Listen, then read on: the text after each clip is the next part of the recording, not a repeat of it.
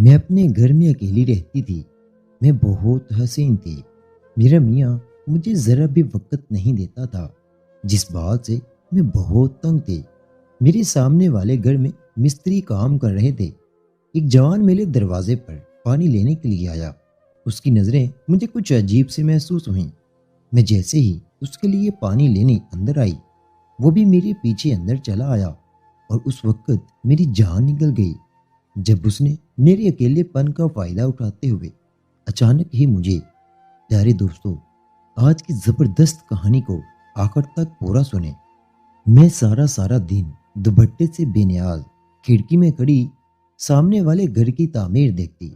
مجھے گھروں کے نقشوں میں بڑی دلچسپی تھی۔ ہم جس آبادی میں رہتے تھے وہاں دور دور تک گھر نہیں تھے، اور اب یہاں آبادی ہونا شروع ہوئی تھی۔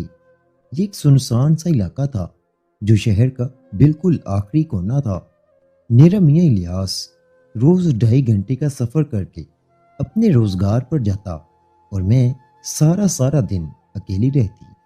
میاں الیاس کو لوٹ کر واپس آنے میں بھی رات ہو جایا کرتی تھی، اور مجھے اس جگہ پر بہت خوف محسوس ہوتا۔ پچھلے کچھ دنوں سے ہمارے سامنے نیا گھر تعمیر ہونا شروع ہوا تھا، اور کافی چہل پہل ہو گئی تھی۔ سارا دن لوگ کام کرتے اور ایک شور سا رہتا۔ میں بھی اکیلی تھی، اور اتنے عرصے بعد مجھے گھر کے آگے لوگ نظر آئے تو میں سارا وقت کھڑکی میں کھڑی مستریوں کو دیکھتی رہتی۔ لیکن مجھے ہرگز بھی اس بات کا اندازہ نہیں تھا کہ جس طرح میں لوگوں کو دیکھ رہی ہوں، اسی طرح کسی کی نظر مجھ پر بھی جمی ہوئی ہے۔ مستریوں کو کام کرتے کافی دن گزر گئے تھے۔ گرمی کی شدت تھی، اور اس علاقے میں بجلی کا بھی کوئی انتظام نہیں تھا۔ میں ہوا کے لیے سارا دن کھڑکی پر کھڑی رہتی۔ شدید گرمی کی وجہ سے میں ہلکے کپڑے پہنتی، جس میں سے میرا گورا چٹا بدن نمایاں ہوتا۔ گہرے گلے میری زینت کو نمایاں کرتے۔ جسم پر کسا ہوا لباس پہن کر مجھے خوشی محسوس ہوتی کہ میں عمر کے اس حصے میں بھی جوان اور فٹ ہوں۔ لیکن مجھے احساس نہ ہو سکا کہ میں کسی اور کے جذبات کو بھی بھڑکانے کی وجہ بن رہی ہوں۔ آج بھی میں کھڑکی پر کھڑی مستریوں کو کام کرتے ہوئے دیکھ رہی تھی۔ سفید لباس سے میرا جسم پسینہ پسینہ ہو رہا تھا، کیونکہ بجلی نہیں تھی۔ ایسے میں ایک جوان نے اچانک میرے گھر کا رخ کیا اور دروازہ بجانے لگا۔ میں جیسے ہی دروازے پر گئی تو اس نے میرے ہاتھ میں پانی کی خالی بوتل دی اور کہنے لگا کہ گرمی بہت ہے، اسے ٹھنڈا پانی چاہیے۔ میں حیران تھی کہ مستریوں کے لیے تو کولر لگے ہوئے تھے، تو کیا انہیں ٹھنڈا پانی نہیں ملتا؟ میں دروازہ ہلکا سا بند کر کے ٹھنڈا پانی لینے کے لیے رسوئی میں چلی آئی، کیونکہ میرا کولر رسوئی میں ہی موجود تھا۔ روز صبح سویرے مجھے ایک رکشے والا آ کر برف دے جایا کرتا تھا۔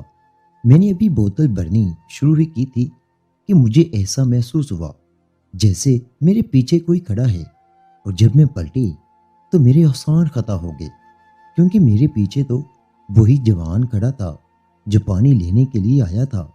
اسے اپنے پاس رسوئی میں دیکھ کر میرے پسینے چھوٹ گئے۔ ویسے ہی گرمی کی شدت بہت تھی۔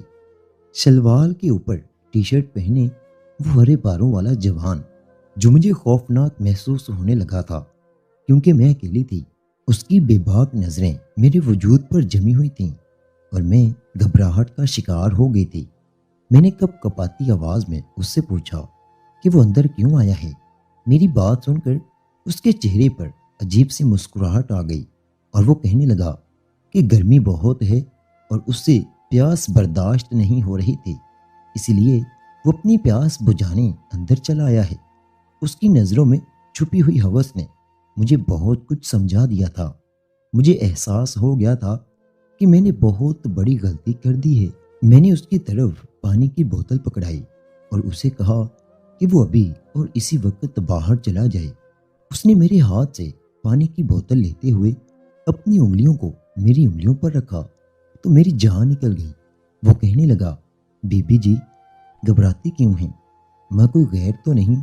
پچھلے اتنے دنوں سے آپ مستقل مجھے دیکھ رہی ہیں، اور میں بھی روز آپ کو دیکھتا ہوں۔ آپ بہت خوبصورت ہیں، آپ کے وجود سے میری نظر نہیں ہٹتی۔ اس کی نظریں اس وقت پہ میرے جسم پر جمی ہوئی تھیں۔ میرا بدن پوری طرح میرے کپڑوں سے نظر آ رہا تھا۔ میرا گلا اتنا گہرا تھا کہ ساری رعنائیاں جھلک رہی تھیں، اور لباس جسم پر اتنا تنگ تھا کہ کمر کا ایک ایک بل واضح محسوس کیا جا سکتا تھا۔ اس کی نگاہیں پوری طرح میرا احاطہ کر رہی تھیں اور میں پریشان سی کھڑی تھی۔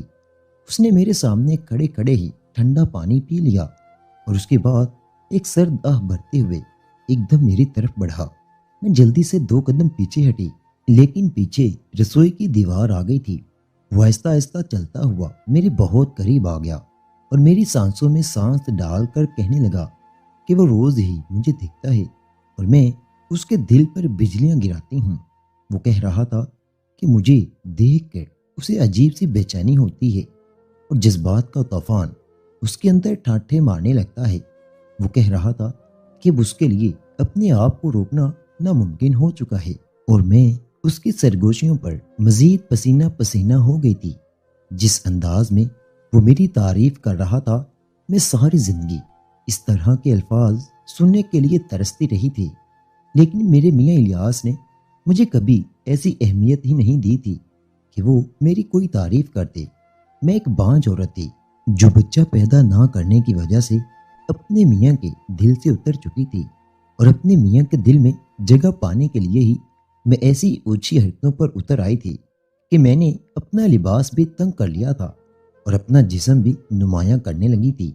میں بس اپنے میاں کی توجہ اور محبت چاہتی تھی، لیکن یہ سب کرنے کا بھی کوئی فائدہ نہیں ہوا تھا، بلکہ میرے مرد نے جان بوجھ کر میرے لیے اس ویرانے میں گھر لے لیا تھا، اور خود کام کے بہانے صبح ہوتے ہی مجھے چھوڑ کر نکل جاتے اور سارا دن غائب رہتے، اور رات دیر گئے گھر لوٹے۔ میں تنہائی اور اکیلے پن کی زندگی سے پوری طرح تنگ آ چکی تھی۔ شروع میں تو میرا اور میرے میاں الیاس کا بہت جھگڑا ہوتا تھا کہ وہ مجھے ایسے ہی محبت اور توجہ دے جیسے کہ ہر بیوی کا حق ہوتا ہے، لیکن الیاس نے مجھ سے اولاد نہ ہونے پر بات کرنا چھوڑ دی تھی۔ وہ بس مجبوری میں اس رشتے کو گھسیٹ رہا تھا، کیونکہ اس کے پاس مجھے طلاق دینے کی کوئی گنجائش نہیں تھی۔ اگر وہ مجھے چھوڑ دیتا تو اس کے ہاتھ سے وہ کاروبار بھی چلا جاتا جو میرے باپ نے میری شادی پر اسے سیٹ کروا کر دیا تھا۔ وہ شہر میں میرے باپ کے پیسے پر عیاشی کر رہا تھا اور مجھے اس ویرانے میں چھوڑ کر بھول گیا تھا۔ اتنے عرصے بعد جب میں نے ایک غیر مرد کے منہ سے اپنی تعریف میں ایسے الفاظ سنے تو نہ جانے کیوں میرے دل میں ایک ٹھنڈی سی اتر گئی تھی، اور مجھے لگا کہ میں بھی ایک مکمل عورت ہوں جو زندگی پر پورا حق رکھتی ہے۔ وہ جوان میرے کان میں سرگوشی کرتے ہوئے میرے مرمری جسم کی تعریف کر رہا تھا۔ وہ مجھ پر پوری طرح انصار ہو رہا تھا اور میں اس کی قربت سے گھبرا رہی تھی۔ کافی دیر وہ یوں ہی میرے بہت پاس ہو کر کھڑا رہا۔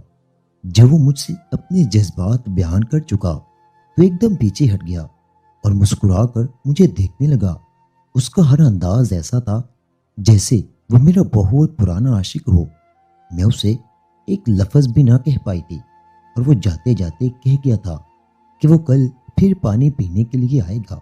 میں خاموشی سے اسے جاتا ہوا دیکھتی رہی، اور اس کے جانے کے بعد مجھے ہوش آیا کہ میرے گھر میں میرے ساتھ ایک اجنبی مرد موجود تھا، اور میں نے اسے ایک لفظ بھی نہ کہا۔ میرے دل کی دھڑکن بہت تیز ہو چکی تھی۔ وہ مجھے کوئی نقصان پہنچائے بغیر ہی چلا گیا تھا، لیکن پھر بھی مجھے ایسا محسوس ہو رہا تھا کہ جیسے میرا سب کچھ کھو گیا ہو۔ میں تیزی سے دوبارہ کھڑکی پر آ کر کھڑی ہوئی تو اس نے جاتے جاتے روڈ پر سے مجھے پلٹ کر دیکھا۔ شاید اسے امید تھی کہ میں اسے دیکھنے کے لیے آؤں گی، اور وہ ایک آخری مسکراہٹ میری طرف اچھال کر کام پر لگ گیا۔ اس کی مدھم آواز کی سرگوشیاں سارا دن میرے کانوں میں گونجتی رہیں، اور میں کئی گھنٹے آئینے میں کھڑے ہو کر اپنے سراپے کو دیکھتی رہی۔ میرا جسم آج بھی جوانی کے جوبن دکھا رہا تھا۔ میرے میاں نے تو عرصہ ہوا مجھے نظر بھر کر بھی نہ دیکھا تھا، اور اسی لیے میں نے خود کو آئینے میں دیکھنا چھوڑ دیا تھا۔ لیکن آج مجھے احساس ہوا تھا کہ میرے اندر کی عورت ابھی بھی زندہ ہے۔ میرے دل میں بھی آج بہت سے جذبات جنم لے چکے تھے، اور میرا بھی دل چاہ رہا تھا کہ کوئی مجھ پر پوری طرح برس جائے۔ میں بھی کئی سالوں کی پیاسی تھی، اور اب سیراب ہونے کی خواہش میرے اندر سر اٹھانے لگی تھی۔ رات جب میرا میاں الیاس گھر لوٹا تو ہمیشہ کی طرح آج بھی اس کا رویہ بہت روکھا تھا۔ وہ کھانا بھی شہر سے ہی کھا کر آتا تھا۔ اس نے بس سونے کے لیے اس گھر کو خرید رکھا تھا۔ میں دن والی بات کو بلا کر الیاس پر اپنے جذبات لٹانا چاہتی تھی۔ میں بہت خوبصورت سی نائٹی پہنے الیاس کے قریب گئی تو اس نے ایک عجیب سی نظر مجھ پر ڈالی اور کہنے لگا کہ وہ بہت تھکا ہوا ہے اور وہ سونا چاہتا ہے۔ میں نے الیاس سے کہا کہ میں بہت عرصے سے اپنے جذبات کو قابو میں رکھے ہوئی ہوں، لیکن اب میرا دل چاہتا ہے کہ کوئی میری بھی خواہش کو پورا کرے، اور تم میرے مرد ہو، تم مجھ سے محبت نہیں کرو گے تو میں کس کی طرف دیکھوں گی؟ میری بات سن کر الیاس کہنے لگے کہ سارا دن فارغ بیٹھے بیٹھے تمہارے دماغ میں عجیب سی باتیں سما جاتی ہیں، بہتر یہ ہے تم گھر میں کام کاج کی طرف دھیان دو۔ الیاس مجھ پر سے نظر ہٹاتے ہوئے کروٹ بدل کر سو گئی، اور میں آنسو بہاتی کپڑے تبدیل کرنے کے لیے جانے لگی کہ جب میری نظر آئینے پر پڑی اور میں اپنے آپ کو دیکھ کر ہی مبہوت رہ گئی۔ گورے چٹے بدن پر بلیک رنگ کی نائٹی ایسے کھل رہی تھی جیسے میں کوئی گلاب کا پھول ہوں۔ میرا متناسب بدن کسی بھی مرد کو بری طرح گھائل کر سکتا تھا۔ خود بخود ہی میرے ذہن میں اس جوان کی باتیں گونجنے لگی تھیں۔ میں نے ایک نظر اپنے سوئے ہوئے میاں الیاس پر ڈالی۔ کچھ آنسو میری پلکوں کی باڑ توڑ کر میرے چہرے سے ہوتے ہوئے میرے بدن پر بہنے لگے، اور میں نے خاموشی سے جا کر اپنا لباس تبدیل کر لیا۔ میں جسے اپنی جوانی سے اور اپنی خوبصورتی سے زیر کرنا چاہتی تھی، وہ مجھ پر نظر ڈالے بغیر ہی سو گیا تھا۔ میرا دل پوری طرح ٹوٹ چکا تھا۔ میں رات دیر تک اکیلی بیٹھی اپنی بے بسی پر آنسو بہاتی رہی اور فریاد کرتی رہی کہ وہ میری جھولی میں اولاد ڈال دے۔ شاید اگر میری اولاد ہوئی تو میرے میاں کا رویہ میرے ساتھ ایسا نہ ہوتا، اور وہ مجھے چھوڑ کر یوں دوسری عورتوں میں دلچسپی نہ رکھتا۔ میں اچھے سے جانتی تھی کہ اس نے مجھے اس ویرانے میں اسی لیے لا پھینکا ہے تاکہ وہ شہر میں دوسری عورتوں کے ساتھ عیاشی کر سکے۔ میں بھانج تھی، اور بھانج ہونا میرے لیے ایک سزا بن چکا تھا۔ صبح ہوتے ہی میاں الیاس واپس شہر کے لیے نکل گیا تھا، اور میں ایک دفعہ پھر اس کال کوٹڑی میں کسی قیدی کی طرح بند تھی۔ یہاں تو کوئی پاس پڑوس بھی نہیں تھا کہ میں کچھ گھنٹے وہاں بیٹھ کر وقت گزار لیتی۔ اکیلے گھر میں کون سے کام کرتی کہ جس سے میرا پورا دن گزر جائے؟ میں پھر سے کھڑکی پر آ کر کھڑی ہو گئی تھی اور مستریوں کو دیکھنے لگی تھی۔ اچانک ہی میری نظر اس جوان پر پڑی جو کل پانی پینے کے لیے آیا تھا، اور وہ دوبارہ آنے کا کہہ کر گیا تھا۔ مجھے یقین تھا کہ وہ آج بھی ضرور آئے گا، اور میں بھی انجانے میں اس کی منتظر ہو گئی تھی۔ نہ جانے میرے دل میں کیا سمائی کہ میں نے فوراً ہی جا کر ایک خوبصورت سا لباس زیب تن کر لیا جو میں نے میاں الیاس کی سالگرہ پر سلوایا تھا۔ ہلکے گلابی رنگ کے اس سوٹ میں پوری طرح کھل جایا کرتی تھی۔ وہ ہلکا سا جوڑا پہننے کے بعد میں نے اپنے بالوں کا جوڑا بنایا، جس کی وجہ سے میرے گہرے گلے سے زیبائش اور بھی نمایاں ہونے لگی۔ یہ سوٹ بھی میرے جسم پر پوری طرح پھنسا ہوا تھا۔ میں نے اپنے گہرے گلے کو تھوڑا سا اور نیچے کی طرف ڈھلکایا، ایک گہری سرخ رنگ کی لپسٹک ہونٹوں پر لگائی اور کھڑکی پر جا کر کھڑی ہو گئی۔ میں ذہنی طور پر اس قدر دباؤ کا شکار تھی کہ صحیح اور غلط بھول چکی تھی۔ میرے اندر کے جذبات نے مجھے مجبور کر دیا تھا کہ میں ایک غیر مرد کی نظروں میں سما جاؤں۔ کچھ ہی دیر گزری تھی کہ وہ جوان دوبارہ سے میرے گھر کی طرف چلا آیا۔ میں نے فوراً دروازہ کھول دیا۔ وہ اندر ہی چلا آیا تھا۔ وہ سر سے پیر تک مجھے دیکھتا رہا، اور میں اس کے سامنے ہی کھڑی رہی۔ اس نے ایک دفعہ پھر پانی کی بوتل میرے آگے بڑھائی تو میں نے مسکرا کر بوتل پکڑی اور رسوئی میں چلی آئی۔ وہ بھی میرے پیچھے پیچھے چلا آیا۔ اسے بہت اچھے سے معلوم تھا کہ میں سارا دن گھر میں اکیلی ہی ہوتی تھی، اسی لیے وہ بالکل بھی نہیں جھجکا تھا۔ میں پانی کی بوتل بھر کر پلٹی تو وہ میرے بالکل ہی پیچھے کھڑا تھا۔ میرے پلٹتے ہی وہ میرے سینے سے ٹکرا گیا۔ بے ساختہ ہی اس نے مجھے اپنی باہوں میں بھر لیا، ورنہ میں لڑکھڑا کر گر جاتی۔ اس نے اپنی انگلی کو میرے چہرے پر پھیرا اور میرے ہونٹوں پر مسلنے لگا۔ میں بہت عرصے بعد ایک مرد کے لمس کو محسوس کر رہی تھی، اور جذبات سے اس قدر چوٹ تھی کہ مجھے کچھ بھی برا نہیں لگ رہا تھا، بلکہ میں مدہوش سی ہونے لگی تھی، اور اس بات کا وہ بخوبی فائدہ اٹھا رہا تھا۔ کافی دیر تک میرے بدن پر ہاتھ پھیرنے کے بعد وہ مجھے میرے روم میں لے آیا اور بیڈ پر لٹا دیا۔ میں نے اسے بالکل بھی روکنے کی کوشش نہ کی تھی۔ میرے ساتھ ساتھ وہ بھی جذبات کے باہوں میں بہہ رہا تھا۔ اس نے آہستہ سے میری قمیض پر لگے سارے بٹن کھول دیے تھے، اور دھیرے دھیرے وہ اس طرح مجھے پیار دے رہا تھا کہ میں اپنے آپ میں ہی مدہوش ہو گئی تھی۔ اس پیار کی ٹھنڈی ٹھنڈی پھوار کے لیے تو میں کب سے ترس رہی تھی، اور جب وہ ساون کی طرح مجھ پر برسا تو میں برداشت نہ کر سکی۔ اس کی محبت میں اتنی شدت تھی کہ میری جان نکلنے لگی تھی، لیکن یہ سب میرے لیے تکلیف دہ نہیں تھا، کیونکہ اس میں میری اپنی مرضی بھی شامل تھی۔ کچھ ہی دیر بعد ہم دونوں پوری طرح تھک چکے تھے، اور ہمارے جذبات بھی ٹھنڈے پڑ گئے تھے۔ وہ میرے برابر میں ہی لیٹ گیا اور مجھے اپنی باہوں میں بھر لیا۔ وہ مجھے بتانے لگا کہ وہ ایک شادی شدہ مرد ہے، اور اس کی شادی کو 3 سال گزر چکے ہیں۔ اس کی بیوی گاؤں میں رہتی ہے۔ وہ اپنی بیوی کے ساتھ گاؤں میں ہی خوشحال زندگی گزارنا چاہتا تھا، لیکن اس کی بیوی کو ایک اچھی زندگی چاہیے تھی، اور اسی لیے اس کی بیوی نے اسے زبردستی شہر پیسہ کمانے کے لیے بھیج دیا۔ وہ ایک جوان مرد تھا، اور اس کے لیے اپنی بیوی کا وجود بہت ضروری تھا، کیونکہ وہ اپنے جذبات پر قابو نہیں کر سکتا تھا۔ لیکن اس کی بیوی نے اس کی اس بات کو اہمیت نہ دی، بلکہ پیسے کو اہمیت دی، اور وہ شہر چلا آیا۔ پچھلے 3 سال سے وہ دن رات شہر میں محنت کر کے پیسہ کما رہا تھا، اور سارا کا سارا پیسہ وہ گاؤں بھجوا دیا کرتا۔ اس کی بیوی کو اس کے پیسے سے مطلب تھا، اس کی خواہشات اور ضروریات کی کوئی پرواہ نہ تھی۔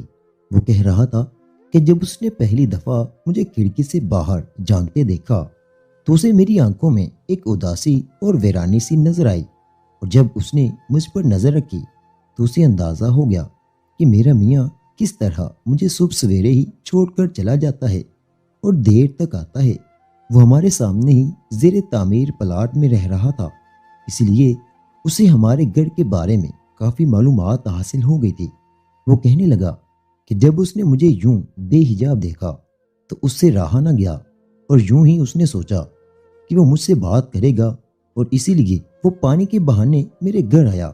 لیکن جب میں نے دروازہ بند نہ کیا تو وہ میرے پیچھے پیچھے اندر ہی چلا آیا، اور میری قربت نے اس کے جذبات کو پوری طرح جگا دیا تھا، اور اسے بھی یہ اندازہ ہو گیا تھا کہ میں بھی اس کی طرح تنہائی کا ہی شکار ہوں، اسی لیے وہ میرے ساتھ چاہتا تھا۔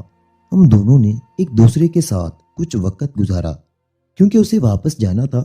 وہ مستریوں کے اوپر ٹھیکے دار تھا، اسی لیے اس کی غیر موجودگی پر کوئی مستری سوال نہیں اٹھا سکتا تھا۔